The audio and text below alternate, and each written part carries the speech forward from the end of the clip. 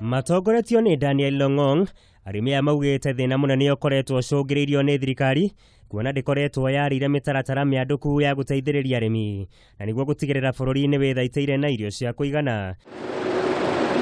Maugĩte ona gũtuĩka nĩ kũrĩ imwe cia tabarĩra cia ũrĩmi ikoretwo ciambĩkĩtwo ta tabarĩra ya Galana mũgũnda-inĩ wa ĩka milioni 1, bũrũri ndũkoretwo ũhotete gwĩteithũra kumana na kũgũmĩrwo nĩ kĩng'ũki kĩnene kĩa ng'aragu. Until all food reserves are exhausted so that they can come and say, oh, there is no food, there is nothing, there is nothing. Yet some people in Kenya are dying.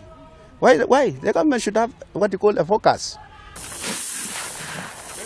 Ningĩ arĩmi aya no monanĩtie kwaga kũiganĩra kwao na bajeti ya mwaka ũyũ, makiuga thirikari kũgerera ministry ya kĩgĩna ndĩnakorwo ĩkĩongerera kĩgĩna kũrĩ rũhonge rwa kũhe arĩmi ngombo rwa AFC.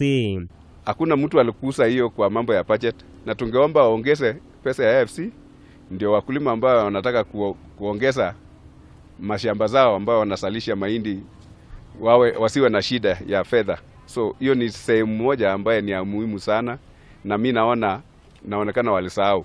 Ihinda rĩtarĩ kũnene ministry ya ũrĩmi kũgerera bodi ya irio nyũmũ NCPB nĩ ĩrĩga kũrekereria ngonia milioni 1 cia mbembe itemi-inĩ rĩa kũgũithia mathogora ma mũtu kuma harĩ ciringi 150. What happened to Galana actually, where they said 1 million acres? What happened with all that money that was pumped in Galana? So surely those are the real basics. We shouldn't be importing, because it looks these unscrupulous businessmen are frustrated farmers because importation is some kind of lucrative business.